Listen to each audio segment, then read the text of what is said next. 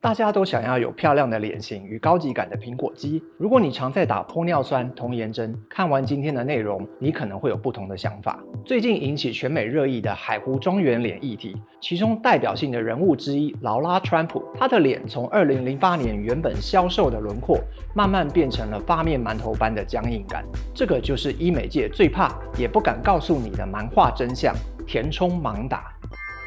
你好，欢迎回到元气医生频道，我是马永昌医师。今天我们要延续颜值结构学的天才视角，来跟大家解说为什么有些帅哥美女老了还是颜值的天花板，而抗老脸的秘密是什么？海湖庄园名流们的脸部进化为什么引起热议？这是因为他们不自然的脸触发了心理学上的恐怖谷效应。阿汤哥和蝙蝠侠电影中饰演罗宾的 Joseph Gordon， 他们都是不老脸的经典，他们都没有落入恐怖谷的陷阱。从颅颜美学的角度来看，蛮化的微整脸有3大致命原因，都和填充盲打有关。所谓的盲打是指医生没有办法用肉眼分清楚皮肤的层次，只能根据解剖学知识来推估针头所在地到底是骨膜层或真皮层，全凭手感注射的情形。这就像是你倒车时没有倒车雷达，全凭感觉一样。这很容易就会导致1. 颧骨过度填充。为了消灭法令纹与皱纹，他们在颧骨部位注射了过多填充物，结果导致中脸部异常变宽，视觉上脸变胖了。2. 重力与位移。这些填充物因为地心引力慢慢下坠，原本想解决的凹陷又以不同的形式开始出现，于是只能打更多的填充物来解决问题。3. 僵硬的五官。过多的填充物让脸部肌肉在笑的时候动弹不得，这就是典型的皮相饱满但骨相塌陷的蛮化现象。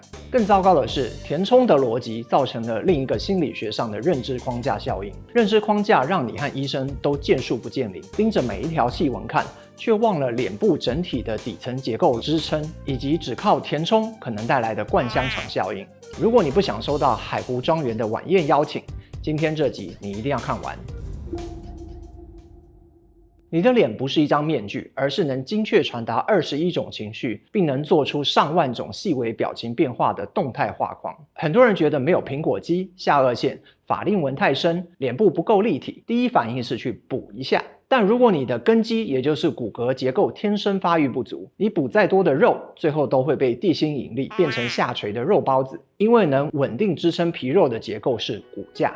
哈佛商学院最有名的一句话是：顾客想要的是墙上的洞，而你只想卖他电钻。医美顾客想要买的是能产生情绪价值、直击灵魂的迷人笑容。动人的笑容需要颜面各种肌群能像爱乐交响乐团一样和谐地指挥动态画框，只有这样才能够呈现出一幅漂亮的画面。如果你的颜面口腔肌群从来没有练过，你的脸皮充其量就只是一张僵硬无力、没有灵魂的面具。这就是我要告诉大家的关键。抗老脸的重点是骨架有没有自然地撑起你的动态画框，再加上肌肉有没有懂得指挥，只有这样才会产生那种高级精品感的笑容。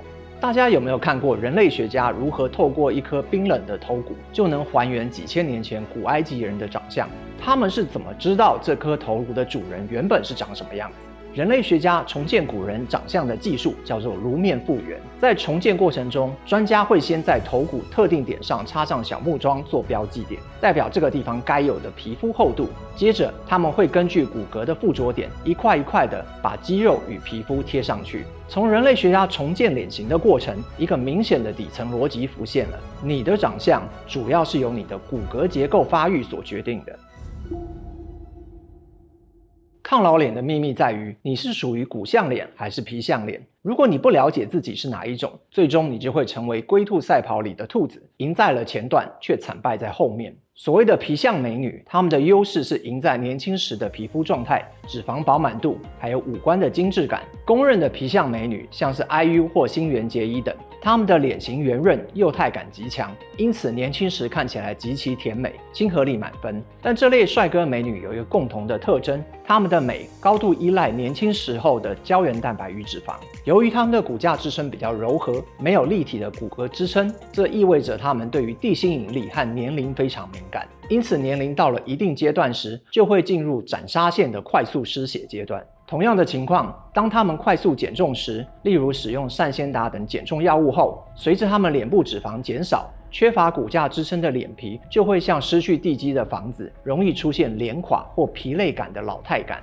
接下来我们要谈到骨相美。骨相脸的结构特色是颅颜结构发育比较完整，通常他们的鼻梁较挺，颧骨位置高，下颚线明显，牙弓宽阔，牙齿整齐，几乎不需要矫正，而且他们的嘴唇自然的就有丘比特弓。他们的侧脸轮廓是立体往前的成熟感，而非后缩的幼态感。拥有骨相脸的人，因为骨架发育良好，他们的鼻呼吸阻力也比较小，所以他们的睡眠品质到老都能维持很好的状态，这让他们的睡眠修复力明显比较强。这也是为什么前阵子蔡依林会提到睡眠美容的威力。我们可以从这一对父母亲和女儿的侧脸轮廓来比较骨相脸和皮相脸的差异。左边的爸爸和中间的妈妈都是属于长期口呼吸而发育不良的脸型。爸爸的中脸凹陷，上颚明显后缩，下眼睑缺乏支撑而有眼袋。妈妈则是下颚发育不良和小下巴，两人都没有下颚线。与使用鼻呼吸的女儿相比，女儿的中脸与下脸明显的较往前生长，她的脸型发育立体，嘴唇丰满微翘，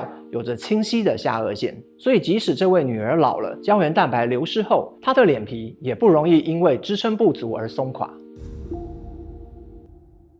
说到骨相脸，我们不得不提到被誉为亚洲男神天花板的金城武。很多人好奇，为什么他50多岁了，却没有明显的老态垂坠感？我们分析金城武的颅颜结构，你可以发现金城武颜值常青的3大支柱，这3点对于女性也是同样的适用。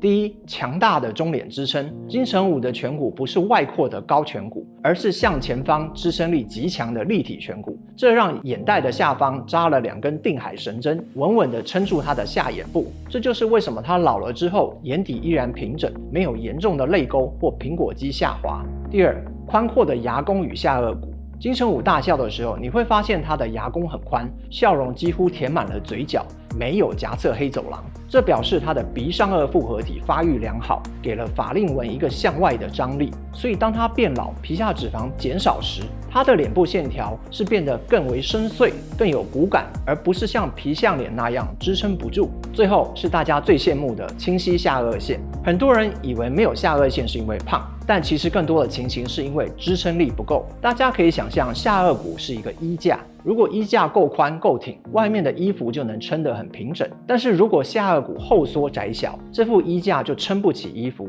肉就会全部堆在脖子上，形成双下巴。这也是为什么有些人穿了西装特别好看，这跟胖瘦无关，而是由于骨架撑起来的效果。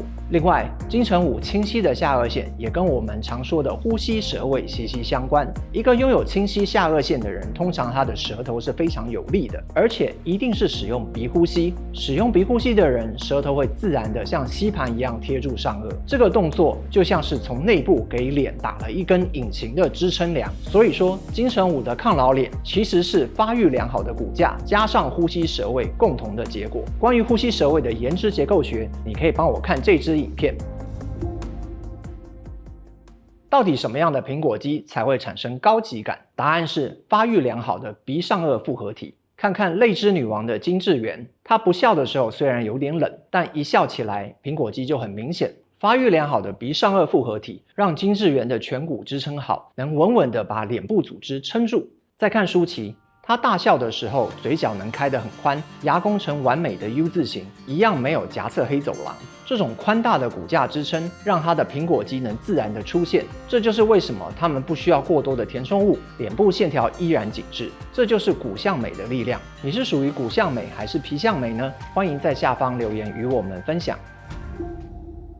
你可能会问，马医师，你讲了半天骨架，那我很不幸就是皮相脸要怎么办？如果你已经看到这里，现在你应该知道，撑起你脸的是钢骨结构。想要避免走上蛮化的不归路，我们可以用3D 齿颚矫正加上骨性扩弓微整来解决鼻上颚复合体发育不良的皮相脸。这个概念很简单，它是利用微型骨钉结合齿颚矫正，将狭窄的上颚与颧骨往两侧撑起来。当上颚骨被撑宽，你的中脸会获得一个向外的支撑力，原本松垮挂在嘴边的肉会被这股力量重新提起来，贴在变宽的骨架上。这种苹果肌是靠骨头撑出来的，它自然立体，而且不会位移，这才是对抗地心引力最根本的办法。而且扩弓还有一个巨大的隐藏版红利，很多牙弓狭窄的人，其实长期受到鼻塞或口呼吸所苦，而且因为牙弓太小，根本排不下那么多牙齿。牙齿矫正的时候，几乎不得不拔掉很多颗牙齿。鼻塞或口呼吸会导致下巴变后缩、黑眼圈变深，也就是所谓的腺样体面容。当我们透过扩弓把上颚骨撑开，你的鼻腔呼吸道也会跟着变宽，呼吸顺畅了，睡眠品质自然就会改善，黑眼圈也会淡化，皮肤都会变好。这种由内而外散发出来的好气色，是任何雷射都换不回来的。变美不应该是盲目的填充，而是先了解自己的条件与限制。如果你厌倦常常在补玻尿酸，你想要找回那种不位移的自然饱满感，或许你该注意的是你的骨架，而不是皱纹。想知道你的牙弓是否太窄，或想了解这种骨相调整如何改变脸型，欢迎在评论区留言，我会亲自回复大家。好了，今天的节目就进行到这里，请有兴趣的朋友按下订阅并开启小铃铛。我是马永昌医师，愿你用呼吸和睡眠找回自我疗愈的原理。我们下支影片见，拜拜。